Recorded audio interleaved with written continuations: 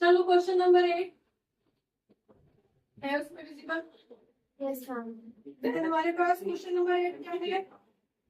Income return multiplier. Question number 8 बोल रहा है increase in investment by 5000 crore. तो ये इसी सेंटेंस से नजर आ रहा है इंक्रीज इन इन्वेस्टमेंट करोड़ की हो रही है। ठीक है। और इसमें आपके पास leads to increase in national income. इसकी वजह से आपकी नेशनल इनकम में भी इंक्रीज होती है। ठीक है। अब ये कितनी होती है वो यहाँ पे देखना है। आप जा रहा है national income which is 4 times more than the increase in investment. कितने हो रहे हैं कि ये जो आपकी इनकम है ना, जो इसमें चेंज आ रहा है वो 4 times more than the investment income है। तो आपकी जो भी है 4 times of increase plus change in investment। क्या आप समझ रहे हैं इससे कि आपकी जो नेशनल इनकम है वो आपकी एडिशनल इन्वेस्टमेंट से 4 times ज्यादा है। तो मतलब एक तो आपकी एडिशनल इन्वेस्टमेंट पहले से है प्लस उसमें 4 times एडिशनल इन्वेस्टमेंट और आएगी, तब जाके आपकी चेंज इन इनकम निकल के आएगी। ये बोल रहा है सेंटेंस। समझ में आया या नहीं? तो चेंज इन इनकम कितनी हो रही है? 5 times ऑफ एडिशनल इन्वेस्टमेंट। ये सेंटेंस इस क्वेश्चन के अंदर मेन था। हमने सिंपली चेंज इन इनकम को 4 times ऑफ एडिशनल इन्वेस्टमेंट क्यों नहीं लिखा? क्योंकि सेंटेंस बोल रहा है कि जो चेंज इन इनकम हो रही है वो एडिशनल इनकम में 4 times मोर है। तो एडिशनल इनकम में 4 times मोर ऐड। समझ में आ गया? इसका मतलब है कि आपका जो चेंज इन इनकम हो रहा है वो 5 times हो रहा है। समझ में आ गया? ठीक है। तो जब हम के की वैल्यू निकालेंगे तो क्या हो जाएगा sentence? Change in income divided by change in investment. तो आपके पास कितना आ गया? 5 times of additional 5 times of this change in investment divided by change in investment.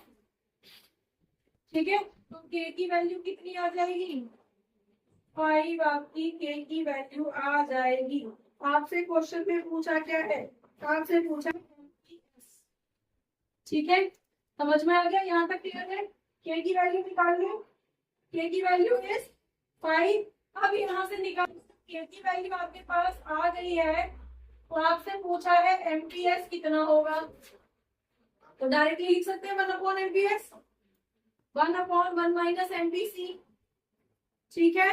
MPS ये भी एक फॉर्मूला होता है आपके मल्टीप्लायर का।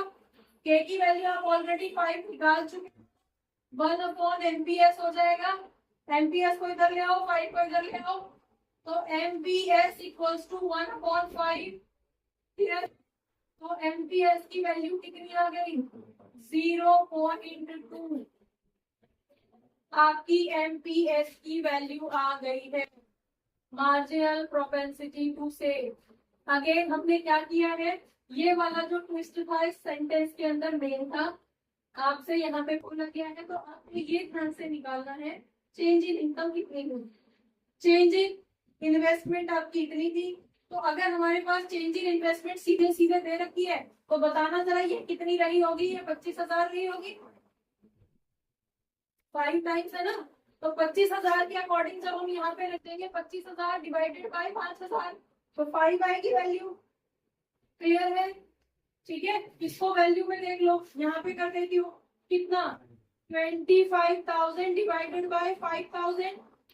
नंबर में वैल्यू दे रखी है, अगेन हमारी वैल्यू 5 ही आएगी। ठीक है। और 5 को जब हम यहाँ पे रखेंगे MPS की वैल्यू निकाल देंगे। अब देखो यहाँ पे तो आपको 5,000 दे रखा है, अगर नहीं भी दिया होगा तो हम इस तरह से। क्लियर है? तो आपको क्वेश्चन में हो सकता है दिया जाए, हो सकता है ना भी दिया जाए। तो आप ये कंफ्यूज नहीं होगे कि यहाँ पे तो इन्वेस्टमेंट की वैल्यू भी नहीं दे रखी, इनकम की भी इन्वेस्टमेंट पे ही डिपेंडेंट है, तो कैसे निकालेंगे? इस तरह से करके निकाल दोगे, आपको नंबर्स पे डिपेंड होने की जरूरत नहीं है। क्लियर है? समझ में आ गया? चलिए बच्चों, होपफुली बहुत सारे डाउट्स इस क्लास से रिलेटेड, इस टॉपिक से रिलेटेड आपके क्लियर हुए होंगे इस क्लास को देखने के बाद में। अगर रियली आपके कुछ डाउट्स क्लियर हुए हैं, आपको ये क्लास अच्छी लगी है, तो आप इसको लाइक करिए, सब्सक्राइब करिए और अपने फ्रेंड्स के साथ शेयर करिए। Thank you for watching. Keep watching, keep learning, and don't forget to share. Keep sharing. Thank you.